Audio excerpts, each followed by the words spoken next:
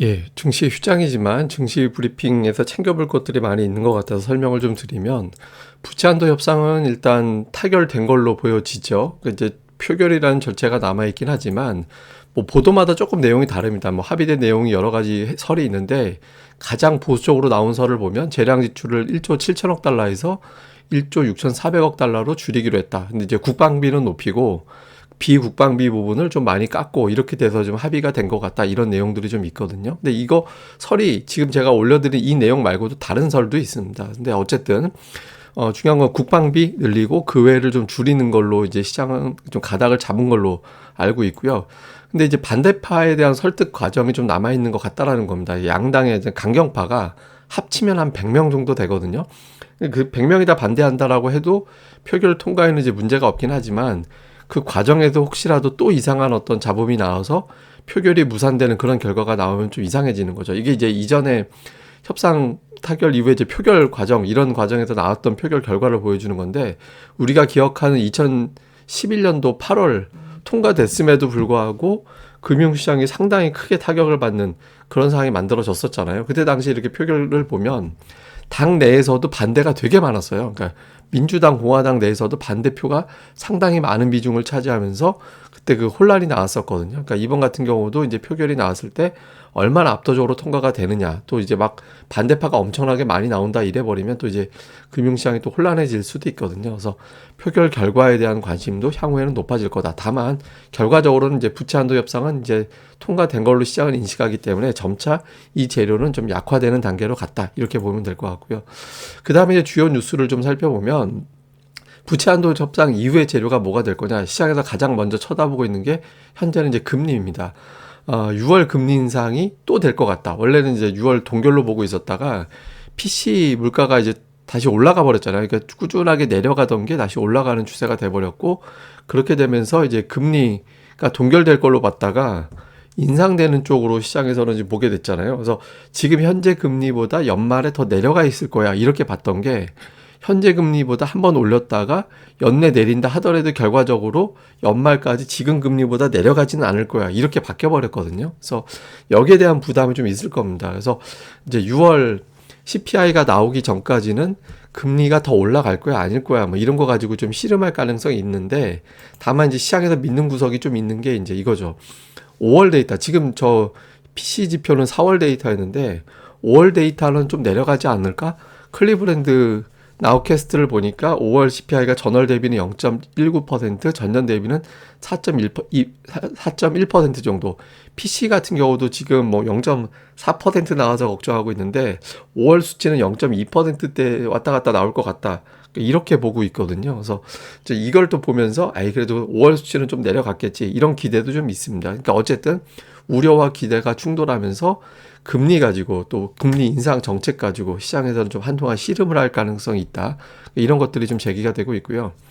또 하나는 이제 반도체입니다. 워낙 이제 반도체가 사실 반도체 빼고는 주식시장 좋은 거 아니잖아요. 지금 하락 종목이 더 많은 장이었기 때문에 오히려 이제 주식시장 난이도는 더 높아졌다라고 봐야 되거든요. 근데 어쨌든 우리나라만 놓고 보면 반도체 관련된 지표들이 상당히 좋은 반면에 나머지는 좀 부진한 그런 형태가 되고 있죠. 2차 전지보다 반도체가 더 센 거고. 그런데 이제 오늘 주목해 볼 만한 뉴스가, 반도체가 살아나려면 중국의 스마트폰, 미국의 서버가 잘 나가야 된다. 근데 지금 중국에서 경기에 대한 논란이 나오고 있잖아요.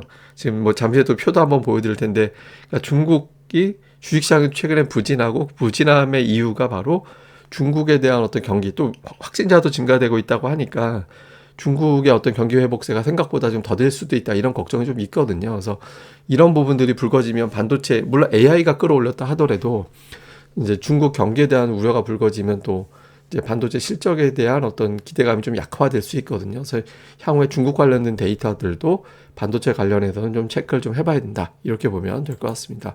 그러면서 이제 같이 제가 주말 방송에서 언급드린 건데, 이게 이제 원화 차트로 보면 상당히 이제 삼성전자가 강세로 보인 것 같이 보이지만, 달러 차트, 제가 항상 말씀드리면 삼성전자하고 SK하이닉스 같은 종목은 달러 차트를 같이 봐야 됩니다. 달러 기준으로 보면 200주선 돌파가 안 돼 있거든요. 지금 원화 차트로는 200주선 넉넉하게 돌파가 돼 있는데 달러 차트로는 이게 지난주 공교롭게도 거기에 딱 막혔잖아요.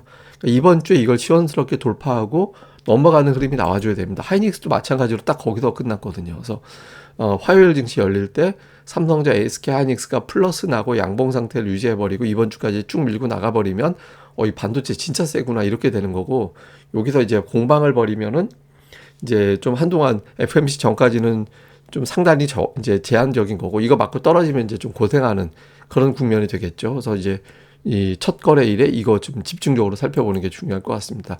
우리 증시 열리지 않았기 때문에 이제 수급은 패스.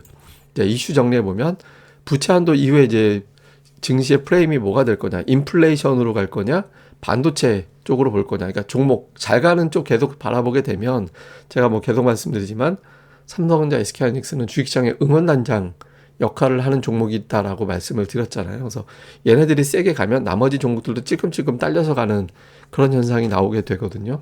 그래서 그런 구도로 가게 되는지. 그 다음에 또 하나는 이제 미국이 부채 한도 협상 타결이 되고 나면 지금 정부 재무부 현금이 고갈이 돼 있기 때문에 빨리 현금을 채워야 되잖아요. 그러니까 국채 발행을 해서 국채를 팔아서 현금을 쫙 채워야 될 거고, 거의 뭐 단기에 한 1조 달러 정도 채울 거다라는 보도가 나오고 있거든요. 그럼 이게 이제 유동성을 빨아들이는 그런 현상이 나올 수도 있게 되거든요. 그래서 이거에 대해서 이제 금융시장이 어떻게 될 거냐. 그러니까 주식, 채권, 그다음에 뭐 외환 시장이 달러가 빠지고 주식시장이 올라가고 이런 구도가 될지, 아니면 한동안 이제 이거 좀 주춤거리는 금융시장이 좀 헷갈려하는 그런 구도가 나오게 될지, 요 구도 좀 주목해 볼 필요가 있고요. 그 다음에 이제 중국 경기 우려도 좀 주목해 봐야 되는 게, 이번 달에 중국 증시가 별로 안 좋잖아요. 근데 중국 경기 우려가 너무 길게 이어지게 되면 증시 발목을 잡게 될 가능성이 있거든요. 그래서 이 부분들 볼 필요가 있고요. 그리고 앞서 말씀드린 대로 반도체주가 200주선을 달러 기준으로 돌파할 거냐, 이 부분도 중요하다라고 봐야 됩니다. 근데 이번 달 증시 잘 보면 아시아만 놓고 볼 때 뭐 올해 들어선 볼 필요 없고, 이번 달만 놓고 보면은 일본, 대만, 우리나라 순서거든요. 그리고 인도, 이게 외국인들이 매수하는 순서예요. 예, 외국인들이 이제 매수하는 순서대로 지금 이렇게 되고 있고, 생각보다 하락한 나라들이 더 많아요. 홍콩하고 중국은 끝에서 1, 2등이고. 지금 이 기조가 유지되기 위해서는 중국에 또 너무 경기 침체 이야기 많이 나오면 안 되고, 또 그 가운데 삼성전자, SK하이닉스가 지수를 끌고 올라가는 힘이 좀 있기 때문에 두 종목의 힘이 남아 있어야 되거든요. 그래서 이 구도가 계속해서 유지가 되는지, 요걸 좀 이번 주에 집중적으로 살펴보는 게 중요할 것 같습니다.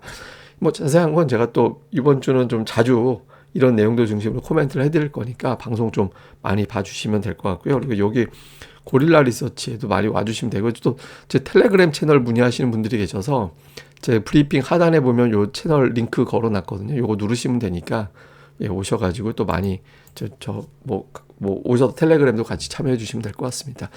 그럼 또 오늘 하루 잘 보내시고요. 저는 또 다음에 뵙겠습니다. 이 방송 구독하기 그리고 좋아요 1000개 꼭 부탁드립니다. 감사합니다.